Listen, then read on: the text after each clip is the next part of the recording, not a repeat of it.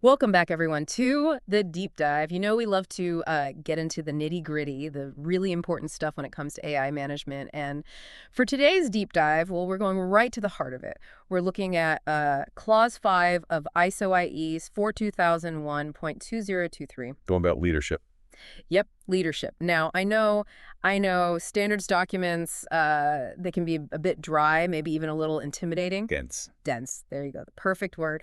But trust me, this is important. Clause 5 is like the foundation. It sets the stage for how an organization should be managing its AI from the top down. It's the blueprint for making sure AI is used responsibly and effectively. It really is. So what we're going to do in this deep dive is break down this clause section by section. We'll explain the requirements in plain language, make it clear what it all means in practice. You can walk away understanding exactly what leadership's role is in all of this. Okay, so let's jump right in with section 5.1, leadership and commitment. Now, this section right off the bat, it emphasizes that top management needs to actively demonstrate their commitment to the AI management system. Not just like pay lip service to it. Exactly. They got to walk the walk.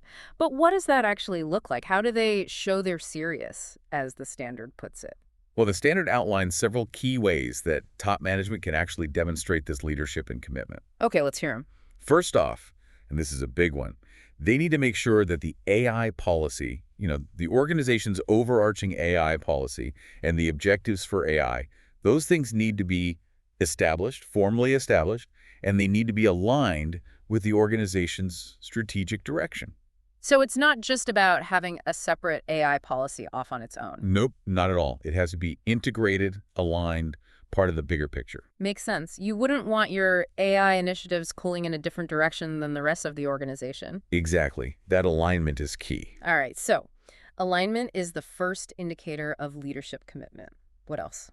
Another important aspect is that top management needs to make sure that the requirements of the AI management system are actually embedded, integrated into the organization's existing business processes. Right, so it's not some kind of separate, siloed thing. It's part of the way the organization does business day to day. Absolutely. It's about weaving responsible AI practices into the fabric of the organization. Okay, I like that analogy, weaving it into the fabric.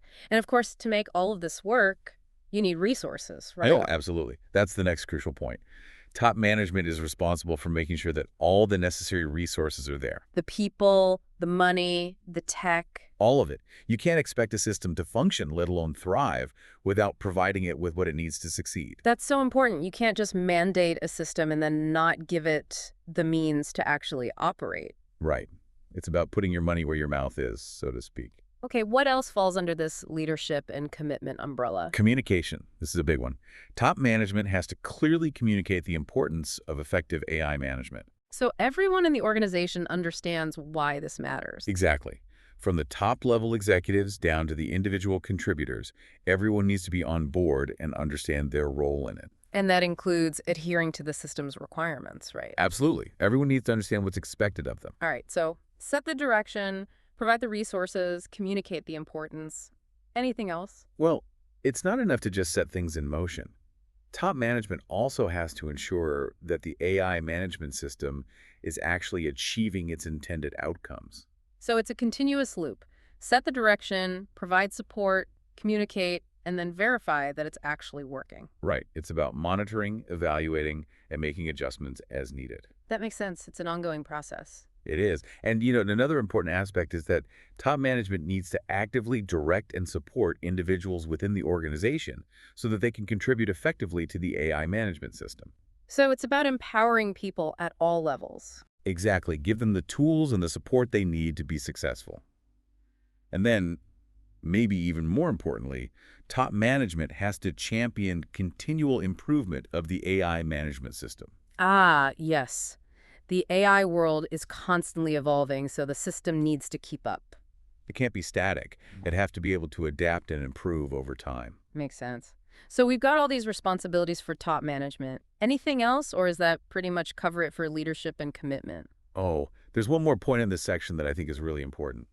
It emphasizes that top management needs to support other roles within the organization so that those individuals can also demonstrate leadership as it applies to their specific areas of responsibility. So it's about fostering a culture of leadership at all levels, not just at the very top. Exactly. Empowering people to take ownership and step up as leaders within their own domains. All right, that's a lot to unpack just in section 5.1, but it really lays out the expectations for leadership, doesn't it? It does.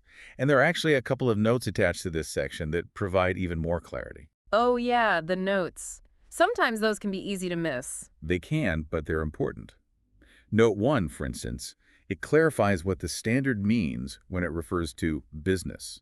Because, we're not just talking about for-profit companies here. Exactly. It's broader than that. Yeah. The note explains that business, in this context, encompasses all the activities that are core to the purpose of the organization's existence. So for a nonprofit, for example, their business would be their mission-driven work. Right. And for a government agency, it would be their public service activities.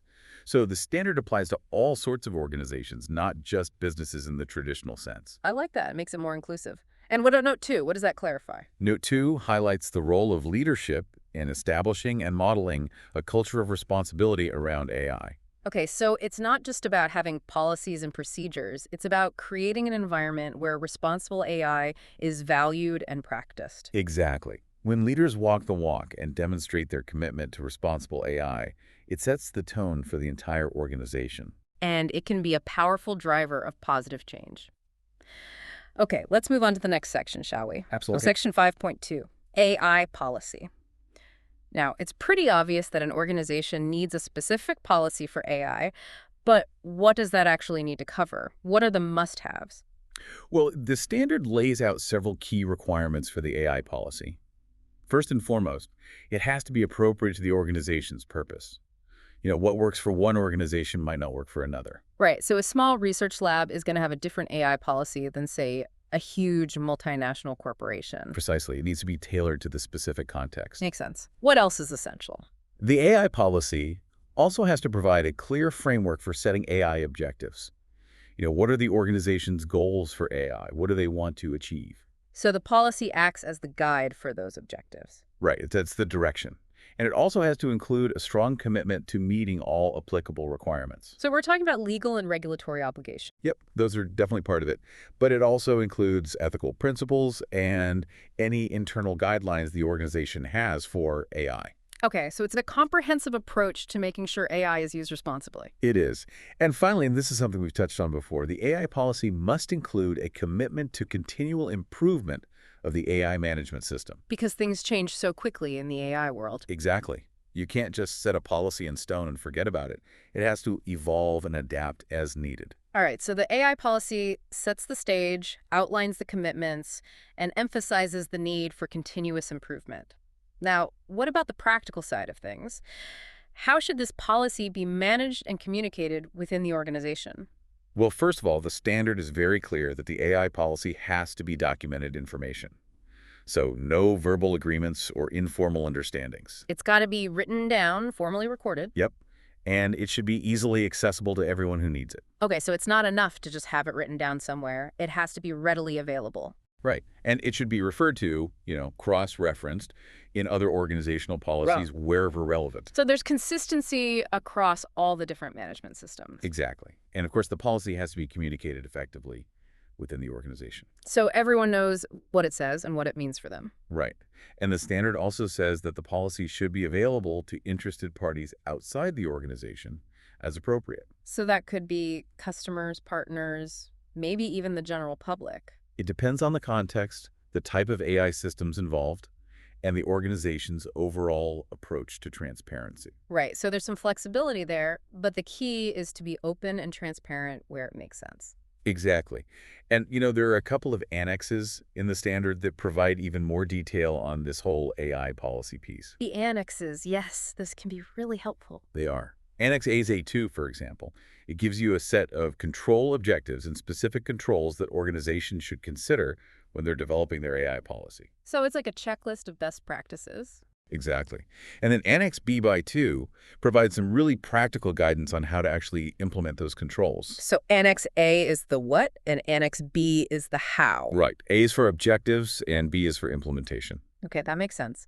And there's also a note that points to another ISO standard. Yes, that's right. ISO IEC 38507. It offers some really good advice and considerations for organizations that are in the process of developing their AI policies. So if you're looking for even more in-depth guidance, that's a good resource to check out. It is. Okay, we've covered a lot of ground with leadership commitment and the AI policy itself. Let's move on to the final section of Clause 5, Section 5.3, which deals with roles, responsibilities, and authorities. This one's all about clarity, accountability, making sure everyone knows what they're supposed to be doing. Right, so there's no confusion or overlap in responsibilities. So what does the standard say about how to manage these roles and responsibilities? Well, it puts the onus on top management to ensure that the responsibilities and authorities for all roles related to the AI management system are clearly defined, assigned, and communicated. And this applies to everyone involved in the AI management system, right? Absolutely. Everyone from those who are directly responsible for developing and deploying AI systems to those who are involved in oversight and governance. Okay, so no one's left wondering what they're supposed to be doing. Right. Everyone knows their role and the limits of their authority. And the standard specifically calls out two key responsibilities that top management has to formally assign. Okay, let's hear them. First, they have to designate someone, a person or a team, who is responsible for ensuring that the AI management system as a whole conforms to all the requirements of the standard. So they're basically the guardians of the AI management system. Exactly. They're responsible for making sure everything's running smoothly and in accordance with the standard. And what's the second responsibility? Top management also has to assign responsibility for reporting on the performance of the AI management system. And this reporting has to go directly to top management itself. So there's a clear line of communication from those who are managing the system to those who are ultimately accountable. Right. It's a feedback loop that allows top management to stay informed and make any necessary adjustments. Makes sense. And as with the other sections, are there any annexes that provide further guidance on these roles and responsibilities? Yep, there sure are. Annex 8.3.2 offers specific information and considerations for defining and allocating these roles and responsibilities. So it helps organizations figure out how to structure these roles effectively. Exactly. And then Annex B.3.2 provides some really helpful implementation guidance, some practical tips on how to put everything into practice. Okay, so we've got the what and the how covered there. Right. Now, stepping back and looking at Clause 5 as a whole, it seems like it really lays the groundwork for the entire AI management system. It does. It establishes who's in charge, what the guiding principles are, and who's accountable for what. It's the foundation. And without that foundation, the rest of the system is unlikely to be very effective. Exactly. You can have all the policies and procedures in the world, but if leadership isn't committed and engaged, it's all for naught. So to recap our deep dive into Clause 5 of ISO IEC 42001.2023, it's all about leadership stepping up and taking ownership of AI management. Demonstrating their commitment, setting the tone, empowering others, and ensuring accountability. And all of that sets the stage for the rest of the standard, which we'll be exploring in future deep dives. But for now, I'll leave you with this thought. As you think about organizations you're familiar with, ask yourself, how clearly is leadership's commitment to AI management actually demonstrated? What are the telltale signs, the things that indicate whether they're truly walking the walk or just talking the talk? That's something to ponder. And on that note, thanks for joining us for this deep dive. We'll see you next time. See ya.